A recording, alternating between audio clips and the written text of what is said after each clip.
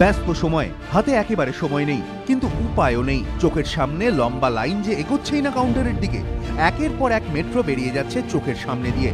কলকাতা মেট্রোর এই চেনা দুর্ভোগ এবার শেষ হলো বলে স্টেশনে ঢোকার জন্য আর লাগবে না টোকেন বা স্মার্ট কার্ড।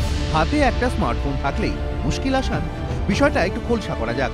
মেট্রো রেল সূত্রে খবর, আগামী 2 মাসের মধ্যে চালু হচ্ছে তাদের নতুন অ্যাপ। স্মার্টফোনে ডাউনলোড করার পর ওই অ্যাপের সাহায্যে অনলাইনে কাটা যাবে মেট্রোর টিকিট। টিকিট কাটলে স্মার্টফোনে আসবে বিশেষ কুইক রেসপন্স কোড বা কিউআর কোড। ঢোকার সময় ওই কোড ছোঁয়ালেই খুলে যাবে দরজা। মেট্রো রেলওয়ে একটি অ্যাপ ডেভেলপ করছে, যেটি স্মার্টফোনে ডাউনলোড করা যাবে এবং এই অ্যাপটি সাহায্য করবে, মানে কাউকে গিয়ে আর কাউন্টারে দাঁড়াতে হবে না।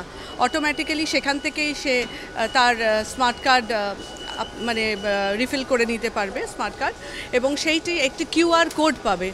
সেই কিউআর কোডটা যেই স্ক্রিনে আসবে, সেটা এসে যে স্মার্ট কার্ডটা লাগাচ্ছে সেন্সারে, সেখানে আর সেটা লাগাতে হবে না। কিউআর কোড এসে যেটা স্ক্রিনে ফ্ল্যাশ করবে, সেটা যেই লাগাবে গেট খুলে যাবে। তো ক্রিস ডেভেলপ করছে সফটওয়্যারটা, এবং আমাদের কিছু সময়ের মধ্যে, কিছু মাসের মধ্যেই আমরা এটা লঞ্চ করে দেবো। গত মাসে রেল কর্তাদের সঙ্গে বিশেষ বৈঠক করেন রেলমন্ত্রী সুরেশ প্রভু। সেখানে আলোচনায় উঠে আসে টিকিট কাটার জন্য কাউন্টারে দাঁড়িয়ে সময় নষ্ট হচ্ছে যাত্রীদের। সেই সময় নষ্ট কমানোর নির্দেশ দেন রেলমন্ত্রী। অফিস টাইমে লম্বা লাইন দেখা যায় মেট্রো রেলেও। সেই লাইনে দাঁড়িয়ে টিকিট কাটতে গিয়ে সময় মতো ধরা যায় না ট্রেন। এবার সেই দুর্ভোগ দূর করতেই উদ্যোগী metro rail. Aritrik Bhattacharya, ABP Ananda, Kolkata.